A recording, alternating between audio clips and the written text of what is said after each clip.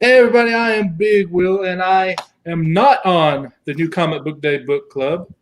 This is Sunday for one, and two, we're on my channel, and I don't do that show. But it just so happens I have the guys who run it. We have John's Comics with Kids and White Whale Comics. What's going on, fellas? Hey, Just hanging out with Big Will. It feels like the normal Sunday routine, but we're missing a couple of people. it's a very, very mysterious situation we got going on here. Yeah. So I'm just going to get right out and say it because I'm a little excited. You guys know, when I say you guys, I'm talking to the people in the chat who are watching. You guys know that the three of us, along with another three guys, have been playing D&D. I hope they know. On Sunday nights. Yeah, it's been a good time. Yeah. So we all are enjoying ourselves. But it unlocked in me something that I had put away for a while, and that is writing. Because I always have loved writing. I'm actually been published before for some poetry, and I love writing lyrics to songs. Nothing's ever happened with them. I used to love doing poetry.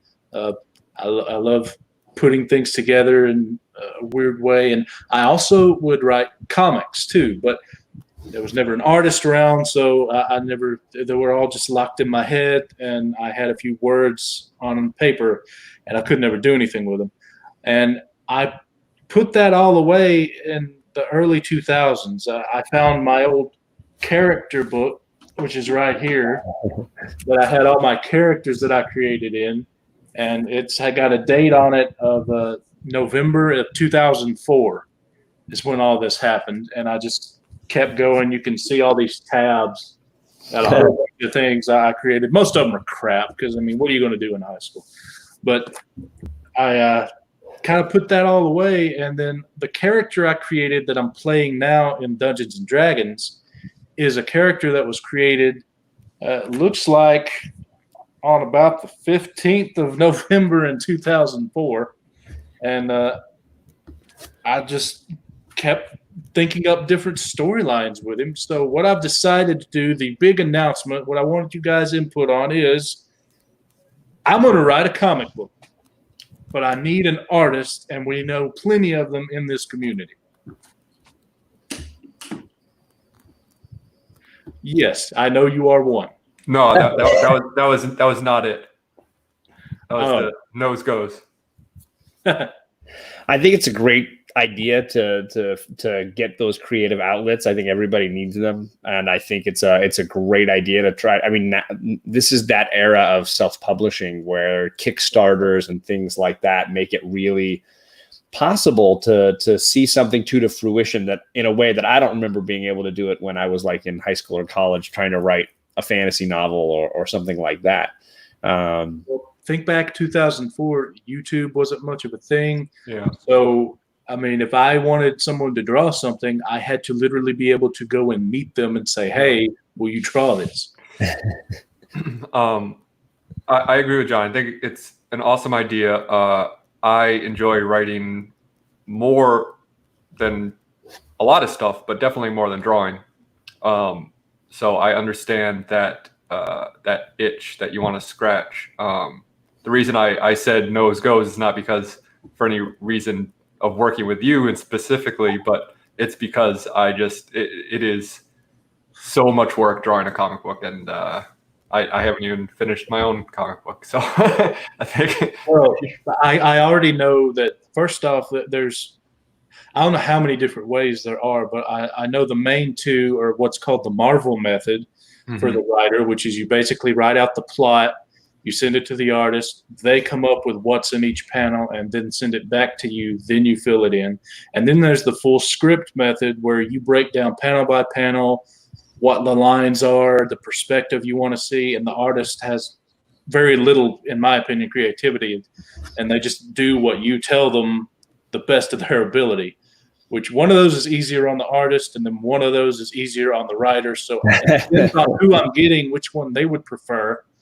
And, you know, we also have to figure out, you know, do some concept art, make sure he's thinking what I'm thinking, or, you know, make sure vice versa, see what we come up with. And so yeah, it's not as simple as finding somebody and giving them some paper and then it's good to go. Oh no, definitely not. And I mean, I always did the second one, the second method of writing it panel by panel, but that's an unfair assessment because I was also drawing it. So, I didn't have to do the back and forth of trying to collaborate with the artist. So it really, I think you're right. It's going to depend on not only what you want, because if it's your project, you want to do it the way you want it to make sure it turns out the way you want it to, but also what the artist wants, because the artist says, I just like drawing. I don't want to have this creative freedom or this creative input. I just like drawing big monsters, or I like, whatever, then they may not be as comfortable with the Marvel method of them doing as much creative work. Yeah. And then of course the other flip coin of that is they might have, Jack Kirby is a perfect example of someone who would thrive under the Marvel method, and thank God he helped create it with Stan, because and all the stuff that we get. I mean, Silver Surfer was created because of the Marvel method. It's because Jack said, hey, this guy Galactus, you want him so big and strong, I figured he's got to have somebody that's like, the announcer. So that's how we got Silver Surfer. And then, of course, Stan took it, and we get what we have now. Yeah. So, go ahead.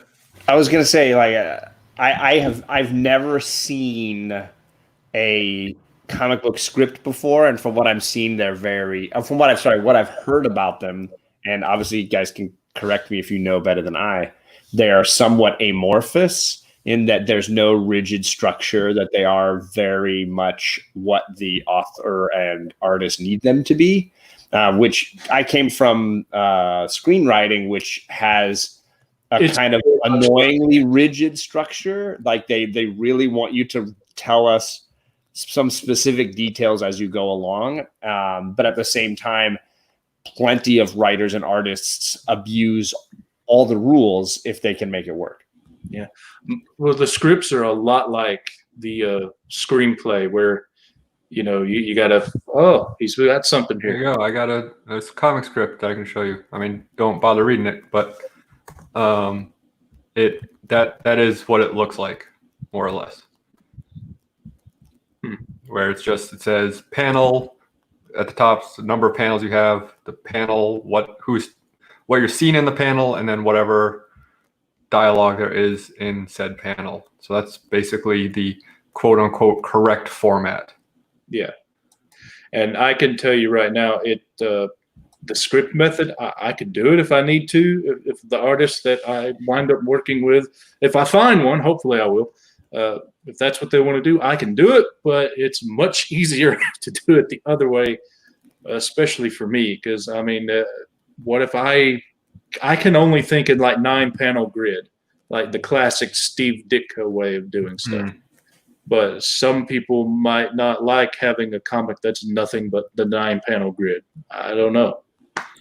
Yeah, I like working in the framework of the 9-panel grid. I don't do a lot of like fancy panel layouts and like weird circles and stuff like that, because I just think that gets too busy on the page. But so I think that if the way I think about it is in beats. So you want a panel to portray a certain beat, and then you want a page to end on a certain beat. So that when you turn the page, you get that there's some reason why you're moving to the next panel to the next page. So if that helps at all as far as that perspective. Yeah. So I guess the question would be, what would you guys suggest as the best way to find someone willing to work as an artist on this thing? Because I can name up, for example, Alec, you are a artist. J-Hood is a artist. Yep. But I don't know if you guys would want to. I mean, you just told us, but I don't know if you would have the time. I don't know if the style of story. I mean, the concept of what I'm wanting to do might be, it's more in the era of D&D, and you might prefer something, real world. So it also depends on that. And I don't know. I mean, I'm okay with Instagram, but I don't know if I have enough to truly put the feelers out there. And I don't know if I should just go and tag a bunch of artists, be like, hey, you want to work with me? I mean, what do you guys think is a good way to try? I would have suggested conventions, but thanks COVID for that. I'm going to one next month. Oh, well, there you go. If they have an artist alley, I would say that's an awesome place to start. Just bring your script, and if you have one ready, or your concept, and just go up to artists that you like their work and say, hey, I'm working on this thing, I'm looking for collaborators, and introduce yourself that way, because that is traditionally how people got comics made. I will say, though, from what I know of that side of things, is that artists who aren't directly working together with a writer to formulate and pitch an idea typically either want, they usually want to get paid, or they at the very least want like some sort of percentage of, assuming you're going to plan on publishing this. Well, in a perfect world, this is how it would go. I would have the artist. We would work on this together. We would go to some publishing house. We'll say Image, for example. They'd publish it, and then I would probably split the money 50-50, but I would want most of the creative control, because it's my baby I'm bringing to them to flesh out. But they did a lot of the work, which you need the artist as well as the writer for a comic. So definitely split 50-50 on the money. You have to, really. Can I ask, what are your plans before you start talking to or looking for artists? Like how much do you want to have done before that happens? Well, I'm to the point now where I've got the world built, the framework of the world.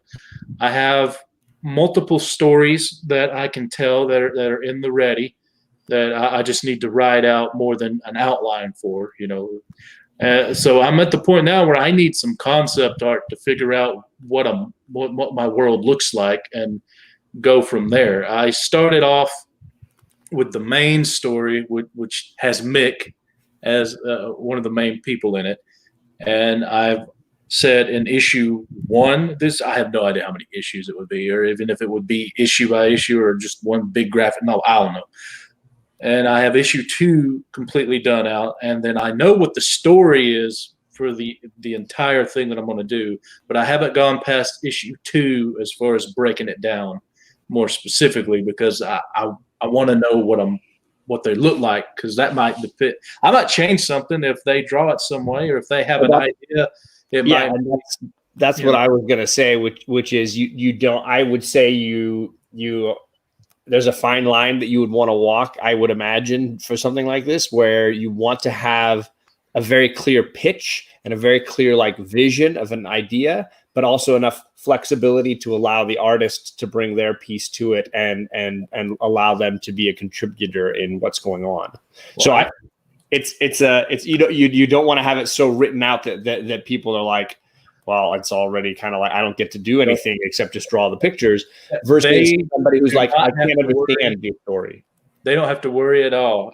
For example, Mick, the story I told in high school, the one that I have written in these notes here, is completely different from the one I'm thinking of now. So how I envisioned him looking then is actually what he will look like in a few thousand years, as far as in my world. So I have no idea what he looks like right now, and I'm open to anything. The only thing I know for a fact is dude's an elf. He's got pointy ears. That's pretty much all I got as far as what he looks like. Now, as far as what's in here and in here, I've got him down pat. But as far as his looks, I mean, shoot. Well, hog wild. As much fun as D&D is, the vision of what an elf is, or what a dragon is, or any of these things is so diverse, wonderfully so. I mean, even within a given world. So like my daughter's love How to Train Your Dragon. They've loved those movies and those TV shows. And then you read the books, and the dragons are totally different in the books and in the movies. Like just in that one universe, you've got two totally different depictions of what a dragon looks like and how it acts and what it does. I mean, in the books, they talk. In the book, the dragon talks, and in the movies, they're silent the entire time. They're more like a pet almost. So they specifically made them like cat-like. Yeah. In the movie. And so it's the same in, I mean, even if you looked at the difference between elves in like Lord of the Rings versus Dungeons and Dragons, there's variables between the vision of what an elf is compared to obviously like little kids growing up and thinking about the elves in the South in the North Pole. And as far as how D&D related or fantasy type it is there's 5 races total. You don't see them all the time. And I've got down what each race looks like, the basic beats of each race. Like you would say a hobbit has big, hairy feet. Right. But that leaves you still a wide open space. All you got to do is have big, hairy feet. So I still got plenty of room that an artist could have some fun with here. And then there are other things that would happen in this world that I don't care what they look like as long as they look good, So the artist would have a lot of freedom, even though I've got the story, I'm in control, but they would have a lot of input. I would also suggest if you are going to approach artists at conventions, let's say, to maybe not have the script itself written to present to them, because especially if you want to work somewhat collaboratively, but have some sort of writing sample to show them, to say, hey, this is the kind of stuff I do. So if it jives with what you want to do, because, someone might hear your idea and say, oh, that sounds really cool. Let's start to work together. And then you start to work together and they're like, oh, this isn't the story I wanted to tell with you, or this is the style of writing that works with what I like to draw, or whatever the case may be. So if you have something that they can read, that they can say, okay, I really like where this guy's coming from, then they have something to work off of. But if you just go in blind and say, hey, I have this cool idea, I can't really tell you about it yet, but will you work with me? You're going to have, I'm not going to say it's impossible, because you might strike a conversation with someone and they might go, hey, I really like this guy, let's keep talking. But, it's going to be a much more of an uphill battle. Now, in a perfect world, though, I would prefer an artist in the community, YouTube or Instagram community. So that wouldn't be at a convention to get them. That would be figuring out a way through one of these social media platforms. Yeah.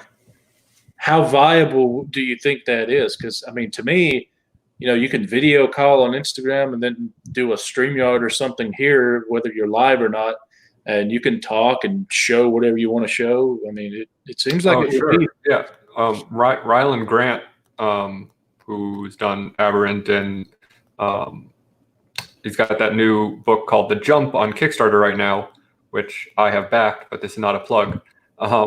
His artist he works with on that is in Brazil, I think, and they've never actually met in person. So they do all of their talks over emails or phone calls, stuff like that. So, and the artist speaks English well enough, but I guess obviously it's not his first language. So he does a lot of like Google Translate, even when he's sending emails. And so it is definitely possible to create a comic remotely. Absolutely. All right. So I guess I just need to advertise, hey, I'm looking. And then if someone's wanting to do something like this, it'd be a simple conversation, 20 minutes, and we'll probably be able to tell, I would think, hey, do we want to work together or not? Yeah. And it's certainly the sort of thing where, much like you say, oh, I like to write. I feel like I'm a good writer. I've got stories to tell. There are people who say, hey, I feel like I'm a good artist. I want to draw, but I can't write for beans. So, not every artist wants to write their own work, and not every writer wants to draw their own stuff. So it's certainly possible to. Yeah. Now I want to draw my own stuff. I just don't think stick people sell. I mean, I took art for 5 years, so if that didn't work and make me an artist, it ain't gonna happen. Now, Jeff mentioned 36 chambers. Yeah. Would that be? What do you guys think there? Because that's a guy that He's very likes talented. to do art, but Yeah. he has a job that where, yeah. But I mean, I'm guessing, and this might be a wild accusation or assertion, but I'm guessing that whoever you find is going to have a job no matter what, because there aren't too many artists who aren't working. well, As yeah, artists who I also mean, aren't working. I just mean that the job isn't drawing for this medium, is what I'm saying. He's a tattoo artist, so I don't think I have to worry in the community about pulling someone away from, except for J Hood. He actually is an artist, and that's what he does. I don't think it's comics. Yeah, But- I don't know, because both of those people it's an interesting question, because tattooing is very different than comic art, and what J Hood does is very different than sequential comic art. I mean, they're both super talented guys. But J Hood has done a comic before, so he knows how to do sequential art. I have no idea if 36 does or not. And that would be sort of important. Yeah. Oh yeah. And I think something that Alec and I have talked about on book club, but in general as well, is the idea that somebody who maybe is a cover artist isn't necessarily good at doing storytelling in an interior of a comic, and vice versa, because there are so many other things that go on inside a comic with pacing and with storytelling in small pieces, almost storyboarding. That it's a challenging art form. Yeah. Ooh, I'm highlighting that right there, because that is something I was going to mention that I thought would be a great way to test the artist and see which way they prefer from me, Marvel method or full script, and see what happens with like a 1-9 panel page. See if they can tell the story from what I wrote, and see if that actually makes sense. Yeah. So that's a good idea. But yeah, I totally agree with John, obviously, because we've both said it at one point or another on our show that, for me, a nice looking drawing is great, but if you can't tell a story with that drawing, it's not worth anything to me. Yeah. It's not worth anything, but as a comic piece of sequential comic art, it's not worth anything. Like, you can draw really well. It's a cool looking drawing. That's great. Like, I love it, but just don't try to tell a story with it if you can't. And I'm going to say this, and I'm not going to name any names, and don't even try and get me to, but we have a lot of artists in this community. A lot of them do show their work, and they're all really good and stuff, but a lot of them are not on par with what you would want to read in a comic. You wouldn't want to buy it and read it. You know what I'm saying? How would you know? You didn't even finish yours.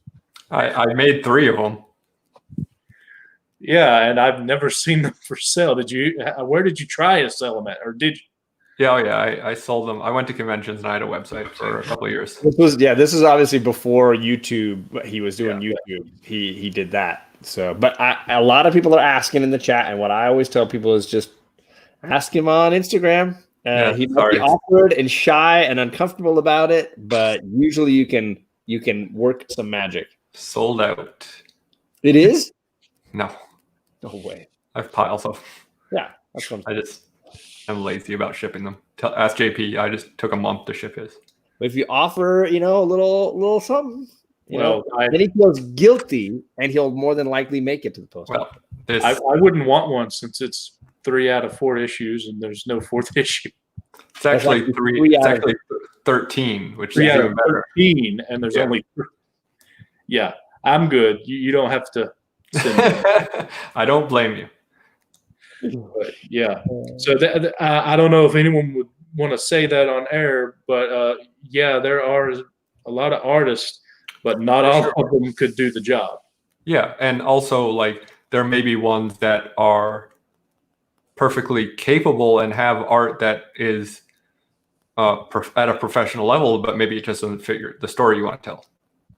The best artist that I've seen that I know could do amazing art, that I know for a fact could do sequential art, I don't think neither one of them would either want to or have the time, and that is J Hood Creative and Rob Worst. I know for a fact that they're both amazing artists, but I don't think Rob's done it in a while, and I don't know if he'd want to. And J Hood, I know he can do it, but I don't think he would have the That's time. what he does for a living, right? Yeah. So I don't know if he'd have the time or the want to. But I mean, I keep bringing J Hood up, but I'm open to a whole lot of people. It's just he's a good example. Well, so I guess I should. I'm going to change this name when we get off to so it's not a mystery announcement artists or something like that. And then I will probably need to do a post on IG and just tag all the people I know that can draw. And I guess try out a 9-panel little one-pager and see what happens. You guys think that'd work? I mean, I don't know anything else to do, especially since there's no real conventions at the moment. I think the biggest thing is going to be persistence. Like if you really want it, don't let a hurdle get in your way. Like if you try one thing and it doesn't work, try something else. If submitting some snippets and an idea to people doesn't get you any traction, try to write something else. And as an example, or if Instagram and YouTube don't work, go to a convention. If a convention doesn't work, post something in your local paper. You know what I mean? Like just because it is not going to happen. I mean, I hope it happens right away for you because that'd be amazing. Yeah.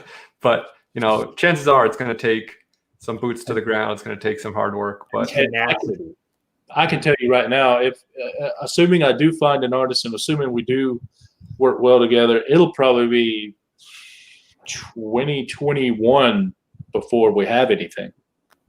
Yeah. And that's just where you got to have the conservatively. Yeah, conservatively. I got to have some art to look at to finish writing the story. They'd have to have time to write the story. Then we'd have to figure out how we're going to publish it, in what way. And then if it's any way that needs approval, we'll have to do that. If it's any way that needs advertising, like a Kickstarter, we'll have to do that. So, yeah, it'd probably be next year sometime before any fruits of the labor are picked, I guess. Jeff Schultz has a good suggestion too. Start with your LCS. They might know someone, maybe even a customer, because a lot of people who are aspiring artists also like to read comics. Yeah, it's a great suggestion. I'm not closed to any of the suggestions, but I'm going to start with our community here. I'll do change this YouTube title on this one, and then I'll do a post on IG, and I'll do that a few different times, see what happens. And then if that don't work, convention's a great idea. Jeff's idea for the comic shop, that's a great idea to find somebody. And I guess I'll just stay tuned and we'll see what happens. I'm very excited. Very excited. Sounds cool. Yep. Now the only problem is figuring out which story to tell. Well, that's a good problem to have, is that you have too many stories in your head, because the big thing that a lot of writers run into is the old writer's block and not knowing what to say next. So well, I've got the opposite problem. I got so much to say, it's kind of hard to narrow it down. But all this started with thanks to D&D, went back to this character album. And I'll tell you the names of the characters that I picked out that I thought I might could do something with before we end here. So you all know Micklin DeCoodley, or Mick. And I believe if in a comic, I'll probably add a K onto that C. for Mick, just so people know how to pronounce that and say it. And every now and then do the full name. And there's a bunch of other Aztec names that would go along with that story too. I'll have to abbreviate or something, or have like a pronunciation guide in the first page or something like that. And then the character that I created here called the Ever-Changing Scarlet. I just like how that name sounds, and I figured out a way to do that. So that's another idea. And then there's one that I came up with, Stargazer. I just like that name. And all of these, I've wrote out a basic outline. They all happen in the same world or universe, but the Mick one happens on one continent. The Ever-Changing Scarlet story is completely separated on the other side of the world, and then the Stargazer is in the same universe but off planet. So everything can tie in, but also be completely separate. And then I also saved the name of The Charge. I just like it, but I haven't figured out a single thing to do with it. It's just a name on paper. And that's what I got. Funny because I tend to write backwards of how it sounds like you do, where a lot of times when I write, I'll put a placeholder in for the name and won't put the name in until the end. Yeah. And I also saved a villain, Dr. Wham, just because it sounds cool and funny to me, but I don't know if I'd be able to use it. I think I'll be able to. I don't see why not. I've never heard of that. I don't think Pepsi's going to mind. Carly said, am I going with a flock of seagulls hairdo? No, it's called the coronavirus. My barber is not open hairdo. I got one too. Anyway, that's it. See you guys later. Thanks everybody for thanks for having us on. Well, yeah, but I was talking to them. Thank you guys for joining. And thank you too for joining. Oh, thanks. And we'll see everybody later. Thanks for watching.